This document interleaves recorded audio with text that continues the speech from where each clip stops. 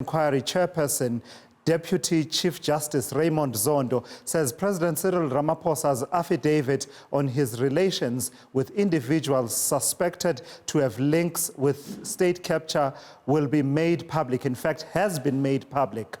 According to Justice Zondo, the President has made it known to the Commission that he wants his submission to be made public.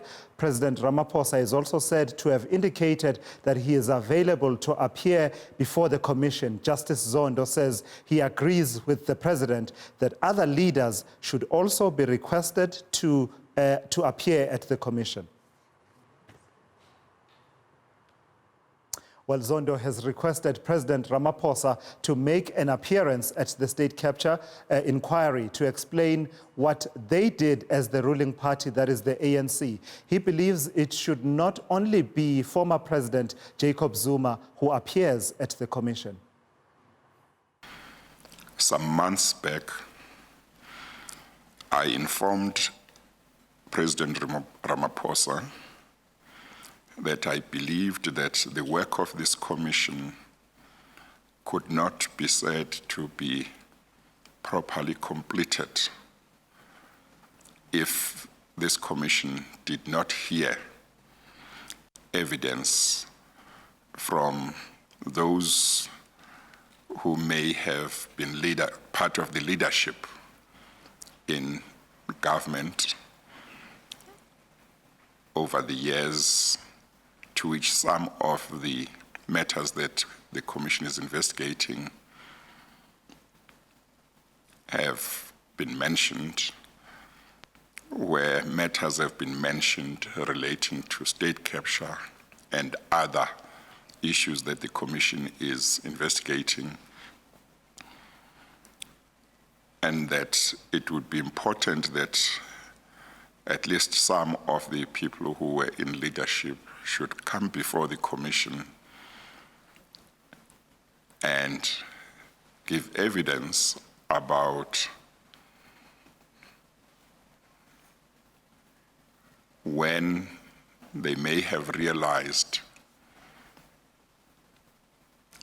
that there was state capture taking place, what they did about it as part of the leadership, and explain to the nation through the Commission what they may wish to explain. And in that regard, I informed the former president that since he was deputy president of the country for a few years, which are covered by some of the allegations, it would be necessary that he should appear before the Commission and give evidence about some of these matters. I also indicated that the same would, in my view, apply to the ruling party, because over the years, the ruling party has been given a mandate by the people of South Africa to form a government, to govern. And the people of South Africa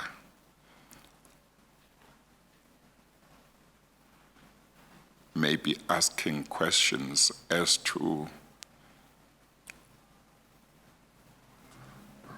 when it itself realized that there were acts of state capture happening, or that there was state capture,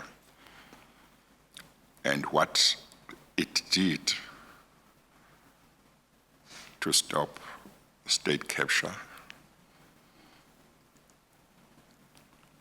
And that for that reason, I was informing him also in his capacity as president of the ruling party that it will be necessary for the leadership of the ruling party to appear before the commission and explain to the nation through the commission what they did and make a contribution to the nation understanding exactly what happened. I say this in part to make the point that it was not just former President Zuma who had to appear here. I intend that certain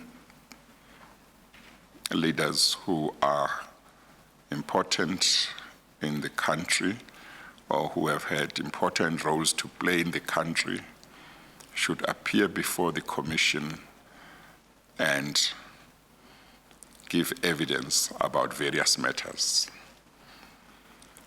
In response to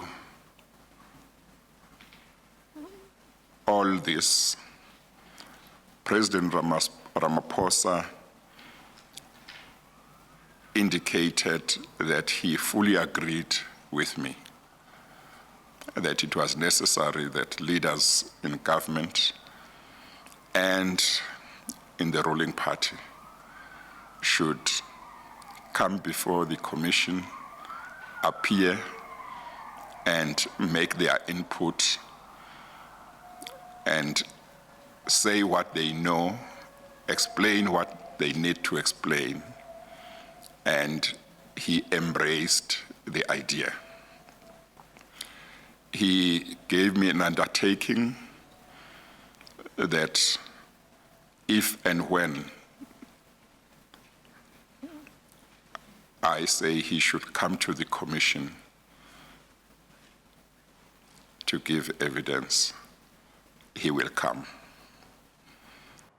So obviously this story developing in the last while, we're still trying to piece it all together for you and get the details of what is in that affidavit. So that's why you see me with all these papers in hand and also my phone in hand. So let's take you through some of what is in President Ramaphosa's affidavit. In part, he actually deals with the relationship or whatever interactions he may have had with the Gupta family. And then in the latter part of the affidavit, it's really short, about 6 pages long, but in the latter part, he talks about what interactions he had with Gavin Watson, Angelo Agrizzi, and any representatives of the group formerly known as Bosasa. So let's start with the Guptas, right?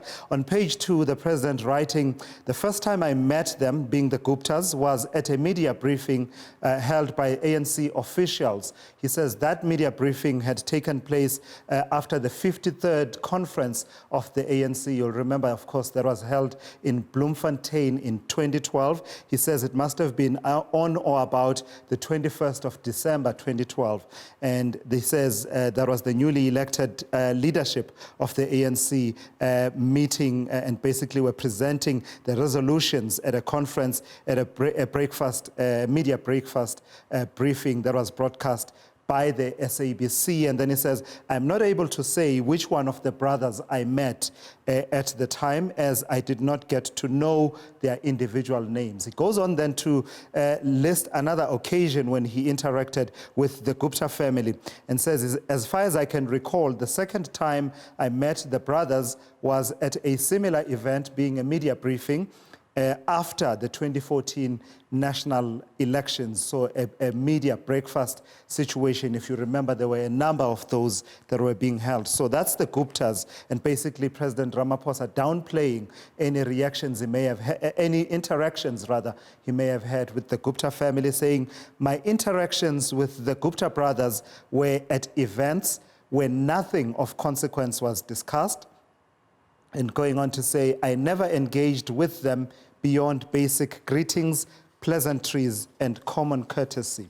Let me move swiftly then and talk about an occasion where President Ramaphosa talks about a meeting with the Gupta brothers that had been arranged in line with what was taking place around the closure of their bank accounts. And this was, according to the affidavit at least, it was partly to do with the work that was being done by Gwede Mantashe as ANC Secretary General at the time.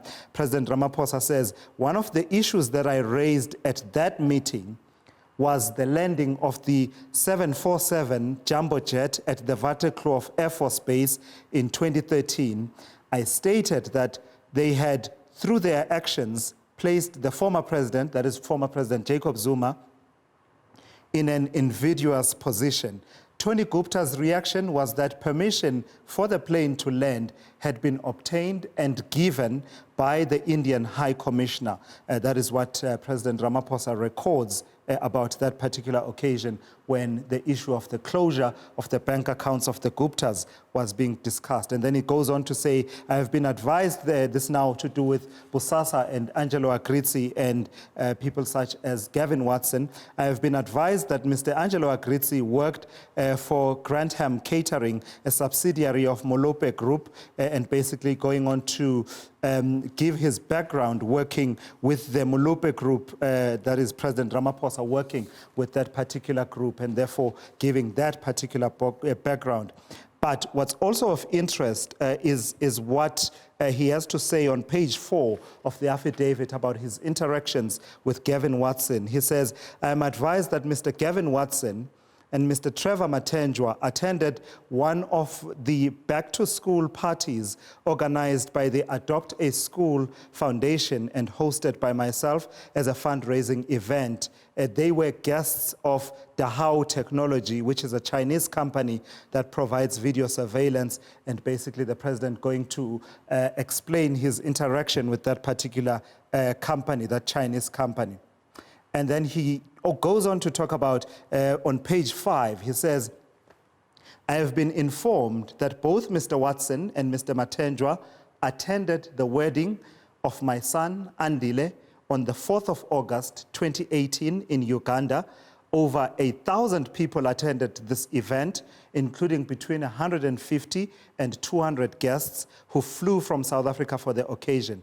I have no recollection of any interaction with them at that event. Mr. Watson and some of his siblings were actively involved in the United Democratic Front in their hometown of Port Elizabeth, so it is entirely possible I may have met him or interacted with him in that context decades ago, though I have no personal recollections of ever doing so.